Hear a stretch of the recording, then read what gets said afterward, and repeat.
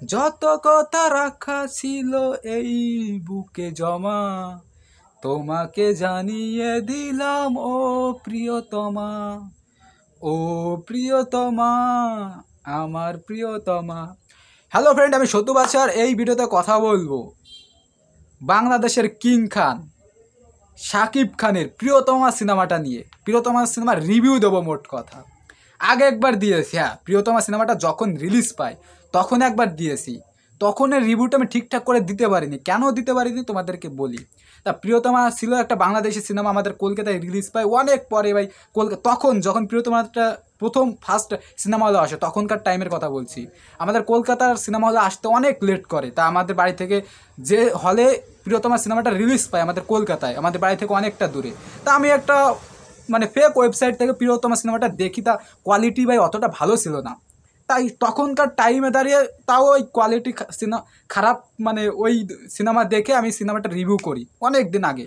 কিন্তু ঠিকঠাকভাবে আমি করতে পারিনি। কোয়ালিটি ভাই যদি খারাপ থাকে, হল প্রিন্ট থাকে, ভয়েস ভালো না, ভিডিও কোয়ালিটি ভালো না, কি ঠিক করে আমার মোট কথা আমি ওই দিন ঠিক করে ভাই প্রিয়তমা সিনেমাটা রিভিউ করতে পারিনি।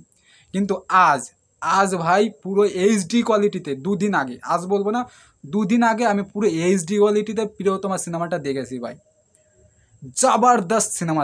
রিসেন্ট টাইমে বিগত 7-8 বছরে আমার সেরা বাংলা সিনেমা। আমাদের কলকাতায় এত সুন্দর সিনেমা হয়নি গত 7-8 বছরে, যদি রোমান্টিক সিনেমা হিসেবে আমি বলি। প্রিয়তমার, হ্যাঁ, আমার একটা নেগেটিভ পয়েন্ট লেগেছে, আমি সেটা বলছি, আসছি। আমাদের কলকাতার ব্যাপারটা বলে, আমি সিনেমাটা দেখার সময় আমার এটাই মনে হচ্ছিল যে কেন আমাদের কলকাতায় এরকম সিনেমা হয় না, কেন কলকাতায় হয় না কেন? আমাদের কলকাতায় ভাই শুধু সিরিয়ালই হয়ে যায়।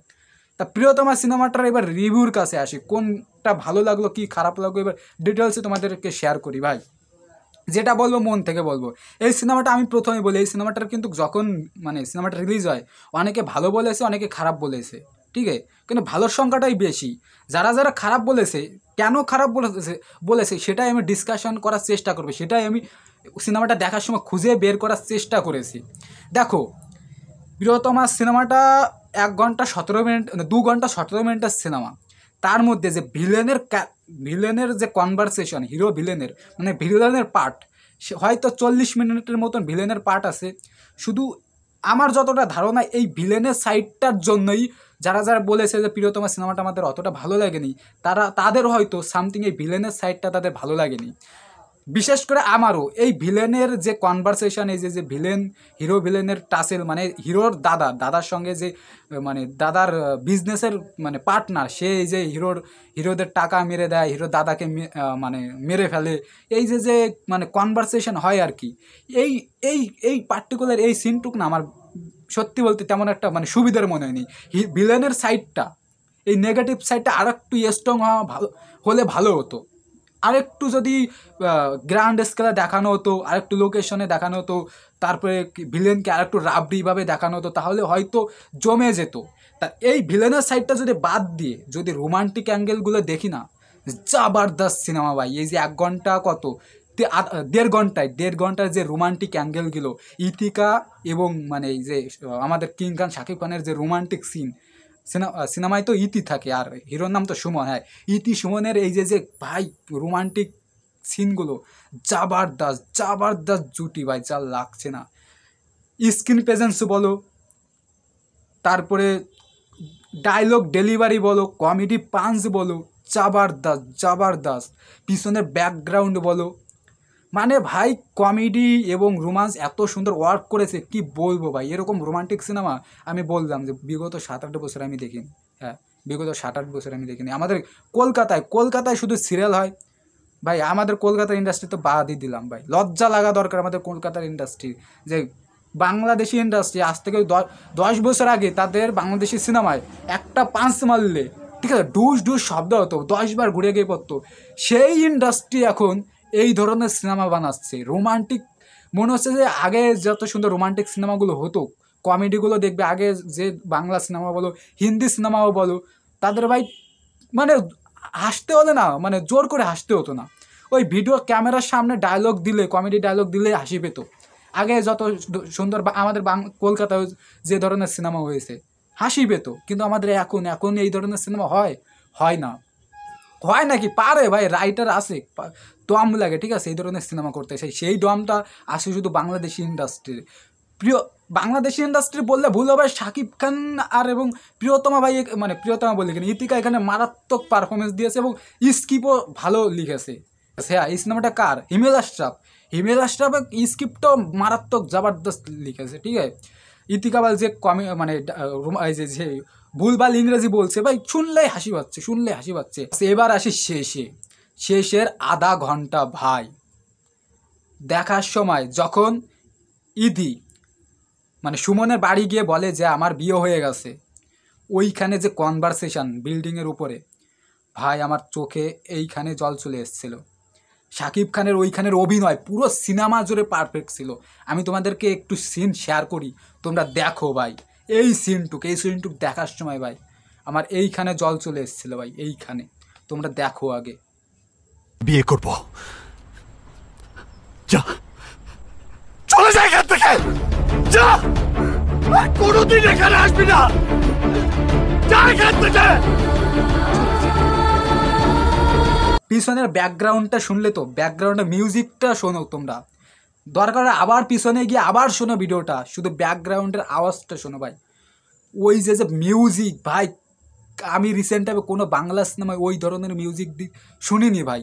ভাই এই মিউজিক শুনেই চোখে ভাই জল আসছিলো। ইতিকা মানে যখন মানে সুমন যখন ইতিকাকে ফিরিয়ে দিল, তখন ইতি যে মানে বাড়ি থেকে যে চলে যাচ্ছিল মন খারাপ করে, তখনের পিছনের ব্যাকগ্রাউন্ড মিউজিকটা শোনো ভাই। আর সুমনের অ্যাক্টিংটা দেখো, শাকিব খানের অ্যাক্টিংটা দেখো ভাই। যখন আমি তো পুরো সিন তোমাদের দেখাতে পারলাম না, ওই যখন বিল্ডিংয়ে এসেই যে কনভারসেশনটা শুরু হয় শাকিব খান এবং মানে ইতির মধ্যে, তখন শাকিব খান যে সিগারেটটা ধরায়, ঠিক আছে, ওইটুকে দেখো ভাই। ওইখানে ভাই মানে পুরো সিনেমা জুড়ে ওই সিনটুক আমার ভাই মানে কি বলবো ভাই, আমি মনে হচ্ছে যে শুধু একটা কথাই মানে আমার তখন মনে হচ্ছিল যে কেন এই ধরনের সিনেমা আমাদের ইন্ডাস্ট্রিতে দেখি না। আর শাকিব খানের ভাবছিলাম যে তার মানে অ্যাক্টিং লেভেলটা কত দূর, শুধু সেটাই ভাবছিলাম ভাই। ওই ধরনের অভিনয় ভাই সবাই করতে পারে না, ঠিক আছে। শাকিব খান একটা সিগারেট ধরিয়ে টানছে আর বলছে যে বিয়ে হয়ে গেল, এরকম একটা ডায়লগ দিয়েছিল না যে বিয়ে হয়ে গেল। তারপরে শেষে বললো যা চলে যায় এখান থেকে, আর কোনো দিন আসবি না। ওই সিনটা ভাই কি বলবো ভাই, জাস্ট বলার বাইরে। এই এই পার্টিকুলার এই যে বিল্ডিংয়ের উপর বসে যে কনভারসেশনটা হয় ভাই, শাকিব খানের অভিনয় দেখে জাস্ট ফিদা হয়ে গেছে ভাই। কোন লেভেল জাত অভিনেতা ভাই, শাকিব খান একজন জাত অভিনেতা। ও ভাই ট্যালেন্ট লাগে, ঠিক আছে। এই সিনেমাটা দেখার সময় মনে হচ্ছে যখন যেরকম ডায়লগ ডেলিভারি দরকার শাকিব খান এবং ইতিকা পাল সেই রকমভাবে ডায়লগ ডেলিভারি করছে ভাই। এখানে শুধু শাকিব খানের প্রশংসা করব না, ইতিকা পালেরও প্রশংসা করব ভাই।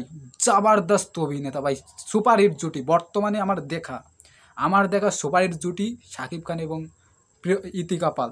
সুমন এবং ইতি মানে আমার শাকিব খান ইতিকা পাল মানে এটার মধ্যে ঘুলিয়ে যাচ্ছে, ঠিক আছে। আমি ক্যারেক্টার থেকে বেরোতে পারছি না। তা এবার আসি শেষের সিন, শেষে মারাত্মক টুইস্টে ভাই। আমি ভাবতে পারিনি, বিশ্বাস করেন ভাবতে পারিনি শেষে এরকমভাবে একটা টুইস্ট পাবো। আমি হয়তো ভেবেছি যে নর্মালভাবে কোনো একটা সিনেমা যেভাবে শেষ হয়, ওই যে আমি সিনেমার কাহিনিটা রিভিল করব না, কারণ অনেকে এখনও সিনেমাটা দেখেনি। আমি জানি অধিকাংশ লোকে দেখে নিয়েছে, বাট যারা এখনও আমার মতন পাবলিক যারা আমি তো প্রথমে কিন্তু ঠিকঠাক করে সিনেমাটা দেখিনি, পরে ভালো করে দেখেছি রিসেন্ট টাইমে। তাই এখনও যারা দেখেনি তাদের জন্য রেখে দিলাম। তা শেষের সিনটা যারা দেখেছে তারা বুঝতে পারে আমি কোন সিনটার কথা বলছি। শেষে যখন শাকিব খান মানে টোপর পরে বিয়ের সাজে নেমে যায়, গিয়ে দেখে যে ওই কাহিনিটা হয়েছে, ঠিক আছে, হয়েছে। তা নর্মালি যেটা হয় আর কি, শাকিব খান যেটা জানতো যে হ্যাঁ এ বেশি দিন বাঁচবে না, ঠিক আছে, একটু রিভিল করে দিল মানে এগোতে পারছে না, এ বেশি দিন বাঁচবে না। হয়তো আমি ভেবেছিলাম হ্যাঁ এই কারণে হয়তো শাকিব খান বিয়ের পোশাক পরে যায়, ওই কারণে সে মারা গেছে। কিন্তু মারাটা গেছে অন্য কারণে, সেটা ভাই ওইটাই আমার টুইস্টটা লাগলো। আমি প্রথম ভেবেছিলাম ইস রে আসার আগেই মরে গেল, বিয়েটা করতে পারলো না। কিন্তু না ভাই, এখানে বড় টুইস্ট আরও আছে। কেন মারা গেছে সেটা ভাই পরে যারা সিনেমাটা দেখবে তারা বুঝতে পারবে। শেষে ভাই জবরদস্ত টুইস্ট, আর শেষে ওই সিনটা নিয়ে তো ভাই আর বলার নেই ভাই, ওইখানেও ভাই জবরদস্ত অভিনয় ছিল, ঠিক আছে।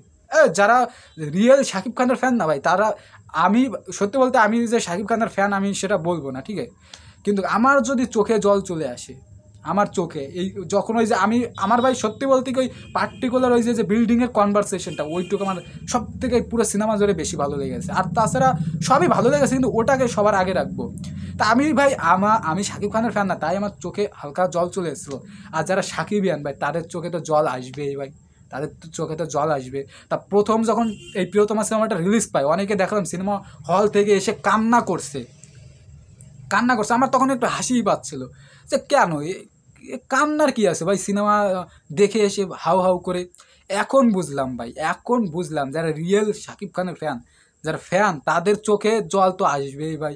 যেখানে আমি ফ্যান না হয়ে আমার চোখে জল চলে এসছে, আর যারা শাকিব খানের ফ্যান, তাদের অবস্থা কি হবে।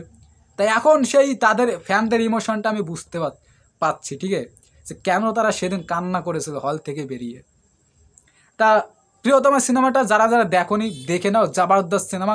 শুধু ওই ভিলেনের ওই পার্টটুক বাদ দিয়ে যদি রোমান্টিক সিনেমা হিসেবে তোমরা দেখো, তোমাদের গ্যারান্টি দিয়ে বলতে পারি তোমাদের ভালো লাগবে। তা আমার এই রিভিউ নিয়ে তোমাদের কি মতামত প্লিজ কমেন্টে জানিও। আর ভিডিও শেষে একটাই কথা, ভিডিওটা ভালো লাগলে প্লিজ লাইক কমেন্ট, আর যদি চ্যানেলে নতুন হতো চ্যানেলটা সাবস্ক্রাইব করে আমার সঙ্গে থেকেও। দেখা যাচ্ছে পরবর্তী কোনো ভিডিওতে।